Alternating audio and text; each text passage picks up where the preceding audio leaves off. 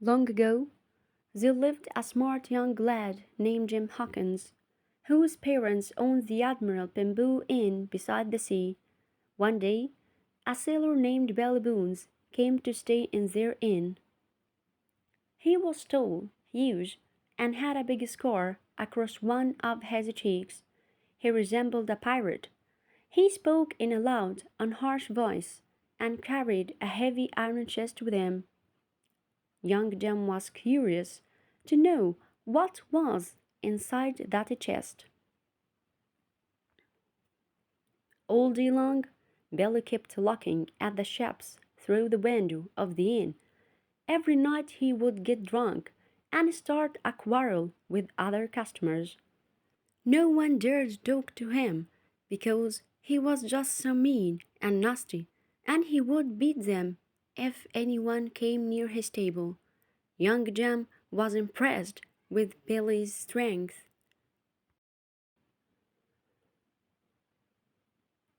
Billy told of his adventures at the sea and warned Jim about the one-legged man. Jim and his parents were unhappy because Billy never paid his bills. One evening, a mysterious blind man named Payu came to the inn and asked for Billy Bones. He gave Billy a piece of paper, and on that paper was one black dot right at the center of it.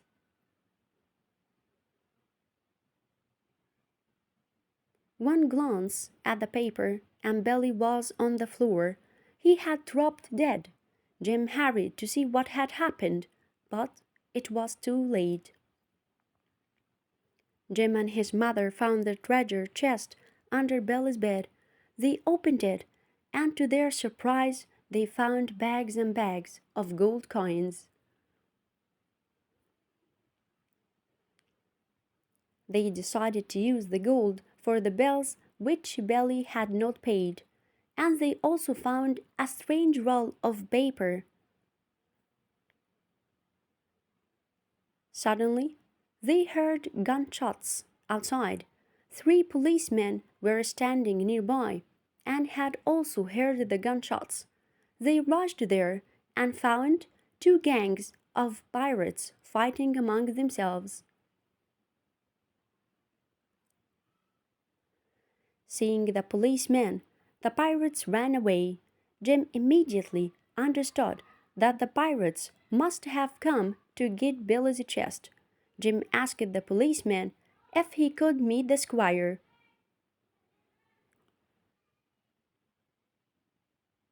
The squire patiently listened to Jim as he told him all about Billy, the chest, the rolled paper, and the attack. They decided to open the paper and discovered that it was the map of an island revealing the path to a buried treasure called Flint's Fist. Very excited, the squire decided to go to the island himself and hunt for the treasure. He invited Jim to come with him. The squire hired a ship named Hispaniola, and they sailed to Treasure Island.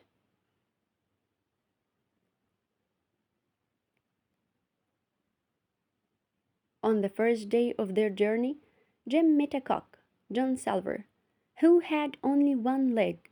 No sooner did Jim meet him than he remembered Billy's warning against the man with one leg.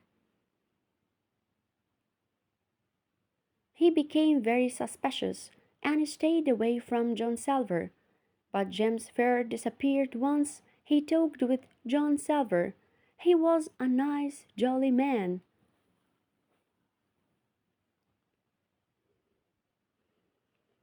He took Jim to his kitchen, and while cooking dinner, told him funny stories.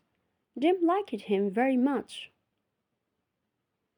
After dinner one night, Jim was crawling into the large barrel to get an apple when he fell inside. As he was coming out, he heard footsteps. It was Long John Silver.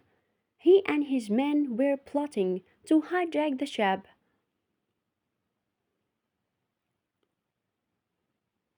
Get the treasure, and murdered the squire and his men. Jem knew he had to tell the squire immediately. Jem ran and told others about Silver's plan. The squire thought long and hard for quite some time, and asked them to wait until they reached the island before they did anything. He warned others to be careful of Silver. Soon they arrived at the island, and everyone got into a rowboat to get to shore. Silver had become suspicious of the squire, and as soon as the island became visible, he jumped out of the boat to get ashore first. Once the boat touched the shore, Jim also jumped out and ran into the forest before anyone could stop him. Once Jim was deep in the island's forest.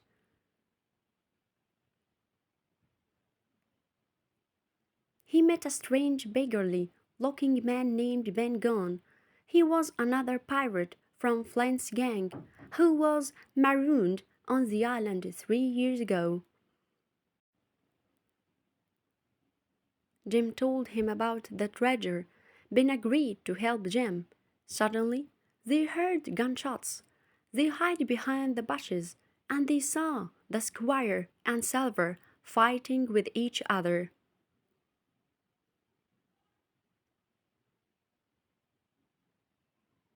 Silver quickly ran into the bushes, where he found Jim and the strange man.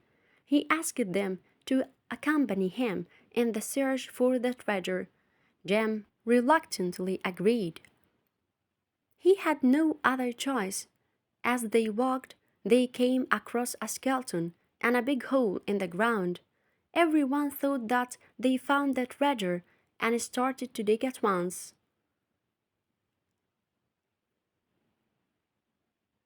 Meanwhile, the squire came after Silver with his crew. Silver and his men were outnumbered. They were surrounded, and Silver surrounded and apologized for his mistakes, and he was forgiven. Ben had already found the treasure earlier and had moved it to the safe place. He led them all to the treasure. Early the next morning, they were all ready to journey back home. It was a memorable adventure which no one would ever forget. John Silver was the changed man now. He wanted to help Jim and his mother and look after them in the end. Jim had found a new friend.